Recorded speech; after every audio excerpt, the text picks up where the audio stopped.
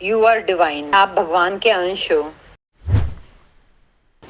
आज हर आदमी बीमारी से परेशान है। वो समझता है कि मैं बीमार हूँ, लेकिन इतने सालों में अपनी पढ़ाई से जो मैं समझी हूँ, आज मैं आपको एक मूवी के द्वारा वो दिखाना चाहती हूँ कि एक ह्यूमन बीइंग किस तरह से बना है।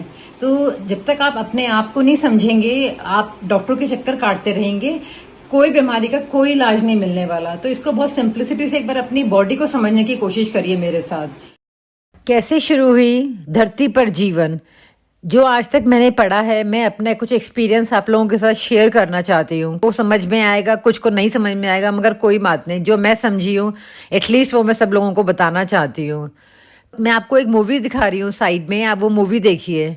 पहले अर्थ एटमॉस्फेयर में ऑक्सीजन नहीं था। 3.5 बिलियन ईयर्स पहले मोस्टली नाइट्रोजन, कार्बन डाइऑक्साइड और मीथेन गैस थी। ऑक्सीजन जो भी था वो वाटर मॉलिक्यूल्स में लॉक्ड था, H+O2 वाटर की फॉर्म में। हवा में ऑक्सीजन नहीं था, इसीलिए ओशंस में एनारोबिक माइक्रोब्स रहते थे। एनारोबिक उनको बोलते हैं जो ऑक्सीजन के बिना जिंदा रहते हैं। बहुत सिंपल और एक सेल के बने थे ये, और ये अपना खाना कूड़े में से, गंदगी में से ढूंढते थे। लगभग 3.5 बिलियन ईयर्स पहले इनमें से एक माइक्रोब की स्पीसीज शायद पानी में से तैरते तैरते ओशन के ऊपर आ गई। तब जन्म हुआ फोटोसिंथेसिस का। इन सेल्स की मेम्ब्रेन में कुछ ऐसे स्ट्रक्चर थे जो सनलाइट को कैप्चर कर सकते थे, और CO2 प्लस H2O बना, ज्वाइन हुआ, और उसके बाय प्रोडक्ट्स निकले ऑक्सीजन गैस एंड शुगर। इस कारण ये माइक्रोब्स अपना खाना खुद बनाने लगे, और अब उन्हें कूड़े में से ढूंढने की जरूरत नहीं थी। इन्हीं माइक्रोब्स को बोला गया सियानोबैक्टीरियम। इनका रंग नीला था क्योंकि इनमें एक नीला हरा पिगमेंट होता था। वही पिगमेंट सनलाइट कैप्चर करता था।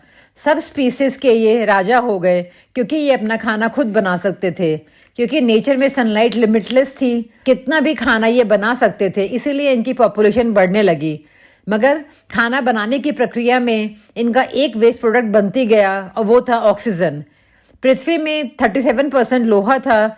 इस ऑक्सीजन को वह लोहा एब्जॉर्ब करता गया और जंग खाने लगा। मगर ऑक्सीजन इतना बढ़ता जा रहा था कि एटमॉस्फेयर में और भी बहुत ज़्यादा ऑक्सीजन आने लगा। मगर उस समय सभी माइक्रोब्स एनारोबिक थे, मतलब वो ऑक्सीजन में मर सकते थे, और वही हुआ जिसका डर था। 2.5 बिलियन साल पहले सारी प्रजातियां मर गईं। हिस्ट्री में जियोलॉजिस्ट ने इसको द ग्रेट ऑक्सीजनेशन इवेंट बोला, या कहिए ऑक्सीजन कैटास्ट्रॉफी। मगर पिक्चर अभी बाकी है दोस्तों। सनलाइट था, मीथेन था, it acted as greenhouse gas, और उसने धरती को वार्म रखा। बट जो एक्स्ट्रा ऑक्सीजन थी वो मीथेन के साथ मिलकर कार्बन डाइऑक्साइड और वाटर बनाने लगी। वो मीथेन के साथ रिएक्ट कर कर कार्बन डाइऑक्साइड और वाटर बनाती जा रही थी। इसी से आई एक लंबी आइस एज। आप लोगों ने बहुत सारी मूवीज़ भी देखी होंगी आइस एज के ऊपर, द हिरोनियन ग्लेसिटेशन। अब धरती एक बहुत बड़ी स्नोबॉल थी।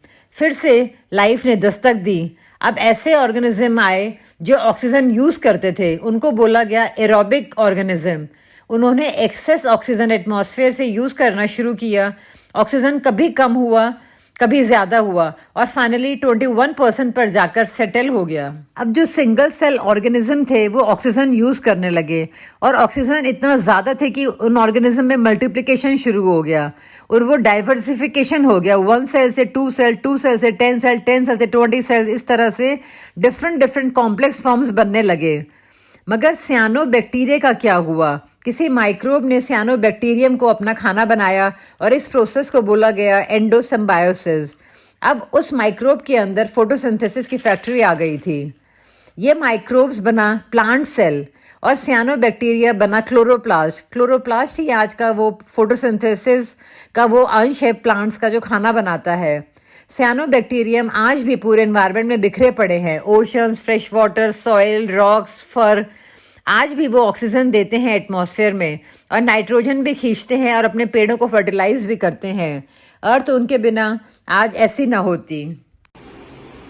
अब आप सोचेंगे कि मैंने आपको ये पिक्चर क्यों दिखाया। मैंने ये पिक्चर आपको इसलिए दिखाया है कि आपको खुद से खुद का ही डॉक्टर बनना है, क्योंकि आज तक बिलियंस ऑफ ईयर्स से जो भी इवोल्यूशन हो रही है, हर जानवर, हर प्लांट खुद से खुद का ही डॉक्टर है।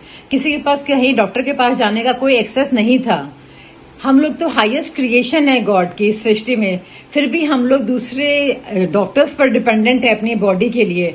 अगर आप अभी भी, मैं कहती हूँ कि मिरर में जाके देखें तो आपको लगेगा कि ये बॉडी एक सेल है जो ये स्किन से कवर्ड है, मगर असलियत में ये कम्युनिटी है 50,000 सेल्स की जो एक स्किन से कवर्ड है। और अगर ये सारे सेल्स हार्मनी में काम करते हैं तो उसको एक हेल्दी बॉडी बोला जाता है। और अगर इन सेल्स में डिसहार्मनी आ जाती है या आपस में लड़ने मरने लगते हैं तो इनको डिजीज्ड बॉडी बोला जाता है। हर सेल में, जैसे आप देखेंगे कि हम सिंगल सेल से मल्टी सेलुलर बने हैं, मगर हर सेल में एक्सक्रीशन, रेस्पिरेशन, सारे सिस्टम हर सेल में मौजूद हैं। अब आप मेरे को ये बताओ कि कभी किसी ने सोचा है कि एक मधुमक्खी को कैसे समझ में आता है कि उसको शहद बनाना है, या एक कुत्ते को कैसे समझ में आता है कि सुनामी आने वाली है, अर्थक्वेक आने वाला है, अपनी जान बचानी है तो यहाँ से भागना पड़ेगा, या चिड़ियों को कैसे समझ में आता है कि ठंडी आने वाली है, उनको माइग्रेट करना पड़ेगा, और ब्रेन में उनका वो नेविगेशन टूल कहाँ से आता है। कभी किसी ने सोचा है कि सूरज को रोज कैसे समझ में आता है कि बिल्कुल एग्जैक्ट 6:10 पे उसको सनराइज करना है और एग्जैक्ट 6:30 पर उसको सनसेट करना है, और मून को कैसे पता लगता है कि उसको किस तरह से अपने फेजेस बदलने हैं। अगर हम किसी भी सब्जी या फल का बीज देखते हैं और उस बीज को आप कितना भी तोड़ लो, उसमें कोई इन्फॉर्मेशन आपको नहीं मिलेगी। आप उसमें बोलोगे इसमें तो कुछ भी नहीं है, नथिंग इज देयर। मगर अगर आप उसको सुटेबल कंडीशंस दोगे, आप उसको धरती में गाड़ोगे तो उसमें से ऑटोमेटिकली एक बरगद के बीज से एक बरगद का इतना ह्यूज प्लांट बनने लगता है। तो हम ये क्यों नहीं समझते हैं, उसको कोई सिखाने नहीं आया उस बीज को। जब उस बीज को कहीं अपने आप को माइग्रेट करना है तो उसमें हम देखते हैं कि बीज में धागे निकले हुए होते हैं, बाल होते हैं, और आंधी आती है अपने आप और उस बीज को एक जगह से दूसरी जगह ले जाती है।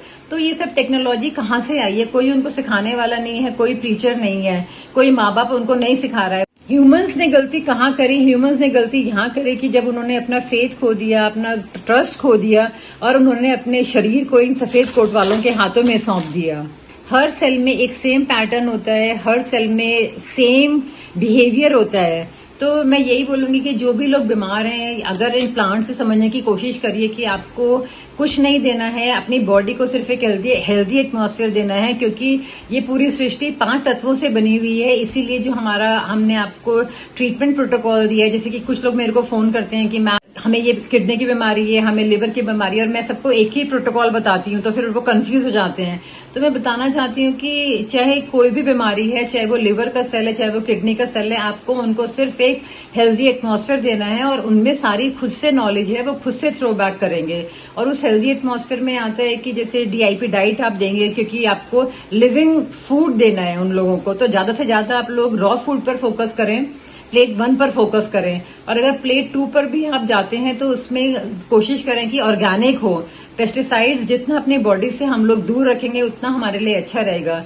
लिविंग वाटर में हमारे वो सारे मिनरल्स होते हैं जो हमारी बॉडी को चाहिए, और इसी तरह से मिनरल्स आपको सॉल्ट से भी मिल सकते हैं। तो इसीलिए हमेशा मोटा सॉल्ट लीजिए, कुटा हुआ सॉल्ट जो फैक्ट्री से आता है वो बिल्कुल लेना बंद कर दीजिए, और जीरो वर्ल्ड थेरेपी लीजिए। हमें अर्थ से जुड़ना है, हमें अर्थिंग करनी है, अर्थ से हमें बहुत फ्री इलेक्ट्रॉन्स मिलते हैं।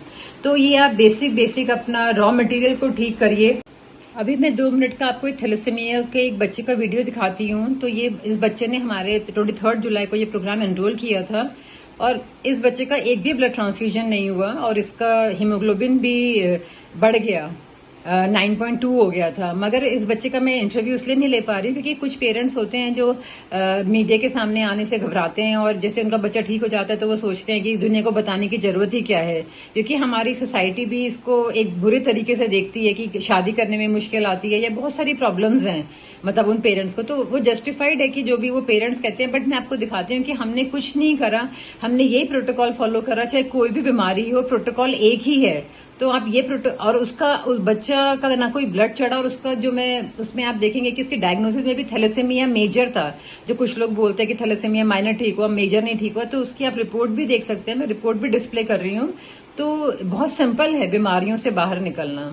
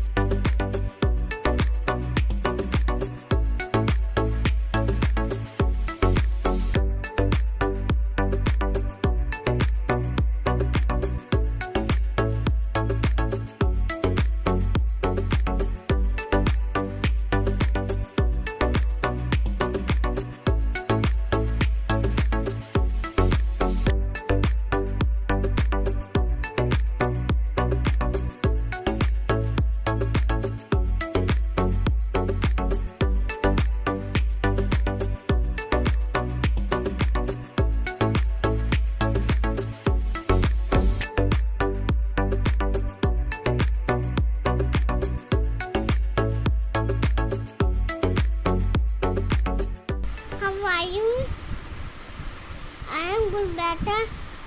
अब मैं अच्छे से खाना खा रहा हूँ। I am good better. मैं कभी ब्लड नहीं चढ़वाऊंगा। मैं कभी ब्लड नहीं चढ़वाऊंगा। Thank you ma'am. Thank you ma'am. I am good better. I am good better. Thank you ma'am. मेरा बेबी 3 इयर्स का मतलब 3.5 मंथ्स का था जब से हम ब्लड चढ़वा रहे हैं। तो अब फर्स्ट टाइम मतलब मुझे ऐसा लगा है जैसे बिल्कुल ब्लड चढ़वाने की दिक्कत नहीं लगी है। तो आज अब इसकी 3 अगस्त की डेट थी जो हमने इसको ब्लड नहीं चढ़वाया, क्योंकि मुझे कुछ भी इसमें ऐसा नहीं दिखा कि मुझे ब्लड चढ़वाने की ज़रूरत पड़े। तो thank you ma'am and BRC team का Thank you, ma'am. बिल्कुल thank you so much ma'am. Good बेटा। अब मैं कभी भी नहीं चलाऊंगा। मैं अच्छे से खाना खा रहा हूँ और अच्छी अच्छी डाइट्स ले रहा हूँ और अच्छी डाइट्स ले रहा हूँ मैम आपकी वजह से। मैम आपकी वजह से। And thank you ma'am and thank you ma'am. And thank you BRC sir. And thank you sir. मैं बिल्कुल ठीक हूँ, मैं ब्लड ट्रांसफ्यूज़न नहीं करवाऊँगा। मैं बिल्कुल ठीक हूँ। मैं ट्रांसफर नहीं कराऊंगा और अच्छी अच्छी डाइट्स ले रहा हूँ। अच्छी डाइट्स ले रहा हूँ। Thank you ma'am. Thank you ma'am. Basically जब से ये ठीक हो गए हैं ना, तो इन लोगों ने हमसे कांटेक्ट छोड़ दिया। मेरा फ़ोन नहीं उठाते, बट एक बार मैंने इनको फ़ोन करा था तो ये बोल रही थी कि बच्चा बिल्कुल ठीक हो गया है, इन्होंने हमारे ग्रुप में से एग्जिट मार लिया है। क्योंकि कुछ बच्चे ऐसे होते हैं जो मतलब सोसाइटी में बताना नहीं चाहते कि हमें थैलेसीमिया है, तो जब वो ठीक हो जाते हैं तो फिर वो हमसे कांटेक्ट तोड़ देते हैं।